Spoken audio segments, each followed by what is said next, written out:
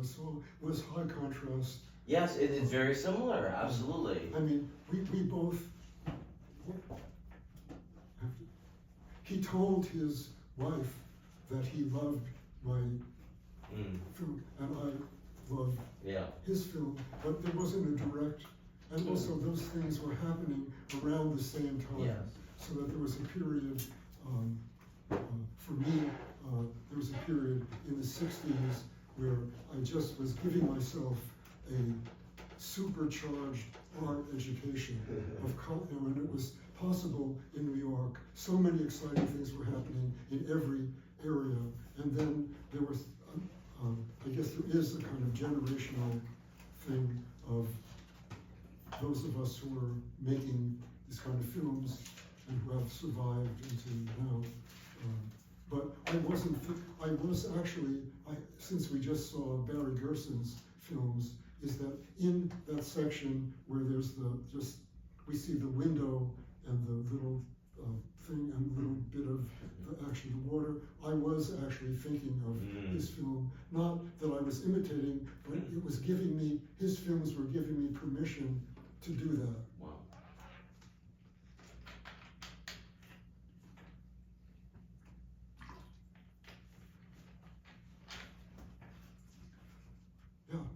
You talked about like memory and specifically the moments in the soundtrack that really like stuck with you. And I just wanted to say like there's a specific cut from the bees on the frame to like the water rolling off of the beach that's like, that feels like I'm never going to forget that cut. It's like so gorgeous.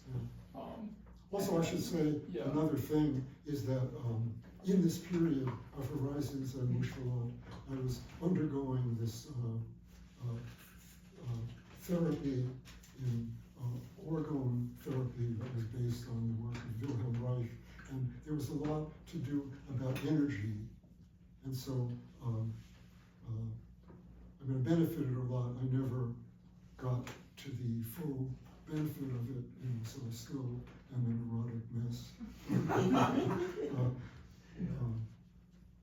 But those things like the water and the bees and everything, they are also analog. That's why Moucheron as a title kind of like refers to that a little bit. Yeah. And it sort of charges it with emotion. The thing about it is that the film is not, the most important thing about the film is not my family, although that is definitely present. And it's present through these films in a kind of darker way, because through the course of the thing, you know, the marriage ended, whatever. But it's not really it's not meant to be an autobiography, but it does the soundtrack does charge this very abstract stuff with emotional, really deep emotional stuff. I mean, sometimes, even for me now, and by the way, the projector needs to have a brighter light source. I mean, the film, that print is dark, and then it's really dark, but sometimes it's almost like unbearably intimate.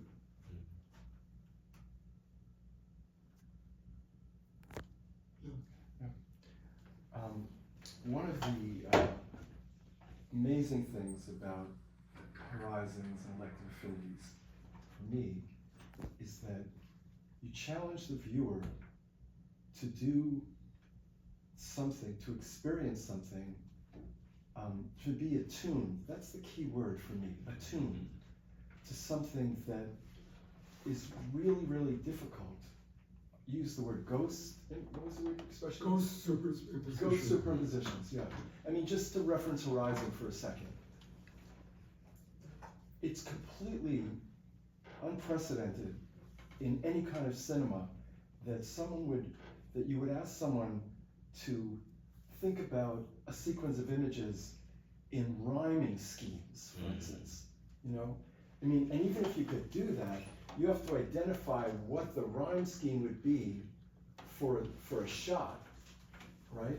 And then see like A, B, B, A, you know, and not only to see it that, but to remember that. You know, these are like challenging the perceptual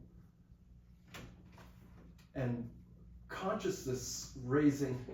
These are really far out things, you know, and they're incredible. I mean, the nice thing about it is that all the works, this phase of your work, one could study the films, watch. I mean, you've done, and you're able to do it because you made them. But in order to make them, let alone, well, in order to make them, you would have to be that attuned to make them, to see that, to remember, and you have to remember that. But you could watch the films 100 times and get better at that. So the experiencing of it is also teaching you that kind of attunement, you know, that kind of attention, that kind of memory of that kind of attention and attunement, which has to like open up levels of, again, consciousness or awareness in the world around us, because those are not, that's just something that time-based cinema, your way of making cinema, demands of us, or allows us, enables us, teaches us to think that way. You know, I mean. Well, I am interested in that, like philosophically and humanly.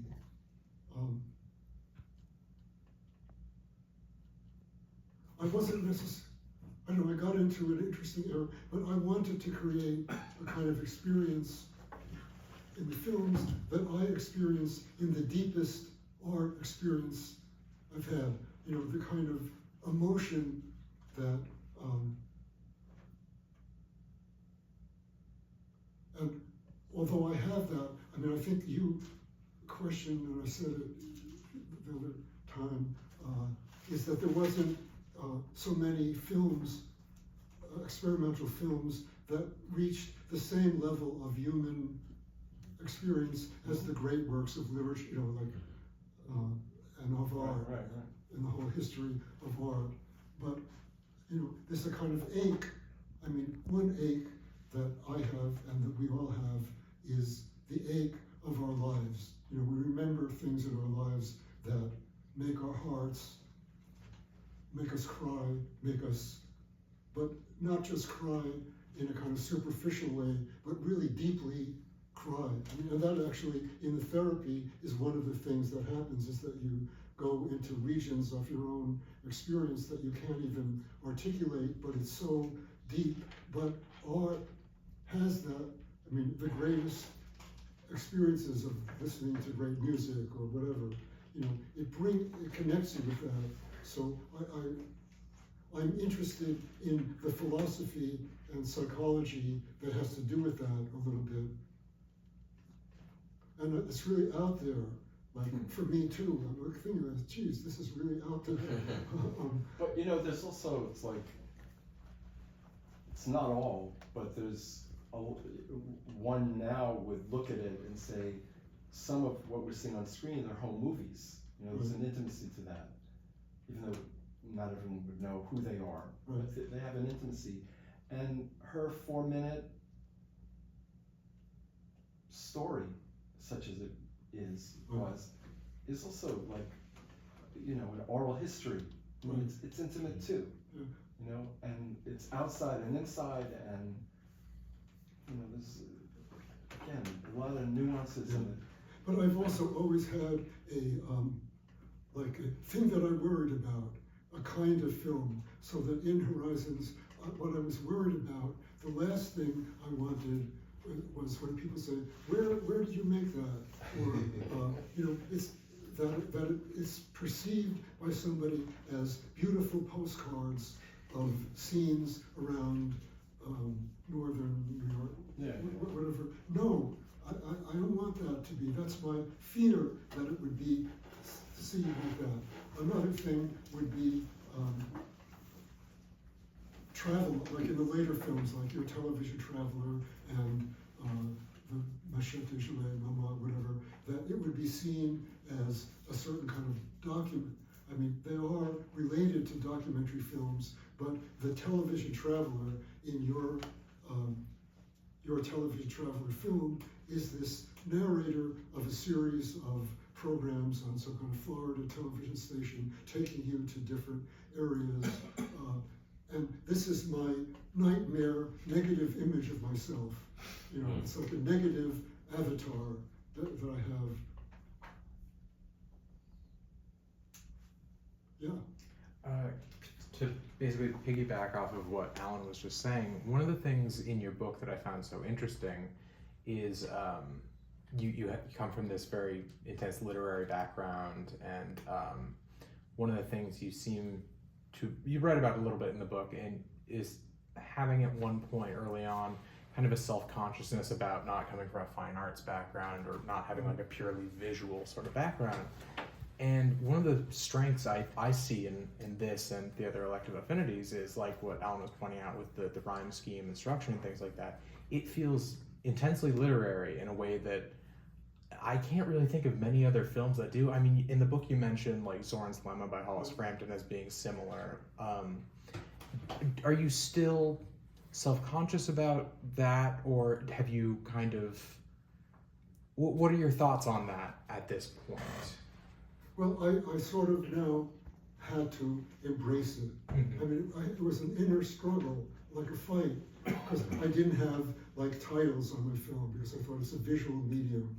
You know, I didn't have words, I didn't have language. You know, I made this narrative film that I was talking about. I hated it. And also I had the privilege or the problem of having bringing Nicholas Ray to Binghamton, where he stayed with us for summer, and dealing with that possibility of a kind of filmmaking. So I do think that's true, that I felt that I was like, in the beginning, I was like sneaking my way into this experimental film world. You know, there was Brackage and, you know, other people, and I was like sneaking in there, but I didn't really belong. And then I realized, wait a minute, I've been prepared all my life for this. And so in Four Shadows, the next film, there is a passage from a poem by Wordsworth, which to me is equally complex and profound and is the basis of the film. And I remember actually Saul Levine, an interesting filmmaker, and he was teaching at Binghamton at the time, and he said, how do you feel? Don't you have a lot of nerve comparing yourself to Wordsworth or something? And I don't know, I do have that nerve. He actually declined a lot, like his great work is his, I don't mean to get into that, but I mean, I'm not ashamed of it. And in fact, it informed me, so that I said in the book, it's sort of an exaggeration actually, I said, I don't have any juvenilia, like, you know, because I started, when I started to make films, I was already a kind of well-formed human being. Everybody's saying that exactly, but you know what I mean? Yeah. I had that background, but I was ashamed of it, and I had to kind of bring it out. It's a sad thing, is I understand the world has changed a lot, and I've changed a lot, and I'm very much into this world thing, and you know, I got interested in anthropology, and even there's that element here, but I'm interested in other cultures, other languages, all of that stuff. But it's sad that the education has fallen behind. I mean, things that, I mean, maybe I was fortunate, or some might say maybe I was misdirected, to have a kind of classical education. Like went to this high school of music and art, immersed in music and art, and then studying literature, and you took it for granted that when you were talking about Euripides, that everybody knew what you were talking about. You know, there was a sort of cultural heritage that I also grew up with. In fact, I had a problem about being American. I mean, finally I turned and felt that there was a certain kind of Americana thing. I mean, and I began to be interested in other, like, for example, in late 19th century painting, it was always French painting that I was in love with. And American, I would walk past in the museum, the American wing, you know, to get to some other wing. And, but then, you know, I had to sort of come out as an American. But then I had all the baggage of European culture. And I use language in a way. I mean, this was the first film in which the speaker is not speaking like a lawyer or a college professor or whatever. And in all my other films where there's somebody speaking, it's usually somebody who is either speaking another language actually, or speaking because English is not their native language, so that they have a kind of You went through a glossolalia phase. yes. Would you consider that to be, because another thing you wrote about in the book a little bit is your affection for Brecht. Would you think of that as kind of a distancing effect? For Brecht. Bertolt Brecht. Oh, Brecht. Yeah, sorry. Would you think of that pattern of utilizing either secondary languages or people speaking outside of their first language as being a distancing effect in the Brechtian sense? Well, I was very taken with his work, and also, of course, he had a very strong social idea, and I was caught up in that. It was another area that I actually got into, was the theater in terms of the experimental theater, and a lot of the stuff that was going on in Germany and in the early Soviet Union. I mean, the period right before the Soviet Union was such a great period of Russian art, and then the early things were very profound. So thanks for bringing that up. I mean, now, there is a certain kind of social, even in this film, I mean, clearly it's not a social treatise, and the thing about if I had it my way, I'd burn the thing, that's not the message of the film. On the other hand, I was active, as I say in the book.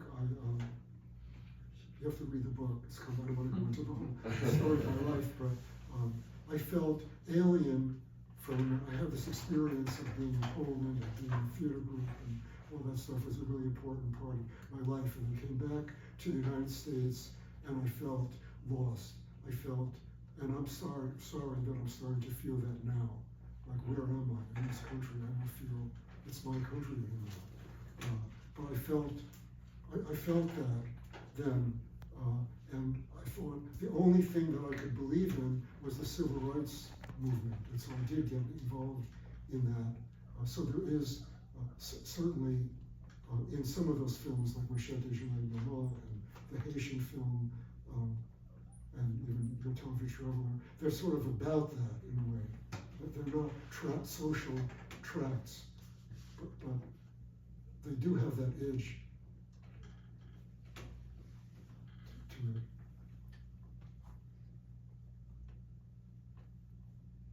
Yeah. Well, one thing I was thinking about vis-a-vis literature and visual art, particularly in this particular screening where we saw what I think is a low-res video version of it with some artifacts and so forth, and then the film itself is that there's a kind of like almost Ad Reinhardt thing happening with different shades of gray, like there's black, and then there's like a little bit lighter gray, and then there's white, and just the slightly, off-white thing that you can't see in the low-res video version, but you did see actually, even with the low bulb, the bad bulb that we have here. so it really shows that the film is visual art. It really is intensely visual, and the kinds of it. If it would be projected with a brighter thing. But even without it, Yeah. you know, I think what Alan mentioned is true, that it requires a certain attentiveness, and the kinds of attention that you could pay across 70 minutes can vary, you know, and some might just be, you know, thinking purely about, you know, the difference between that black and that slightly lighter gray, you know. And this is a serious issue for me. You know, something that drives me crazy is fog line, because every version of it is a little bit different, and I don't even know. Like I felt when we were making the version that's on the DVD of fog line, I was so happy that it starts really light and the image of the tree sort of just very slowly comes in, but now I start to think it's too light. So it's true that everything is showing a slightly different version, which is kind of interesting, because something that interests me is like in classical music where you have Beethoven piano sonata or symphony or whatever, and there's like 100 different recordings of it with different conductors. You have different, and each one sort of brings out a different thing, or can. But I'm wondering what to do, thinking about the future. I think that the DVDs are going to have to be mostly, like we made now this, we have this DVD of the highest resolution version of the digital version of all the films, but I don't know what happens in the future.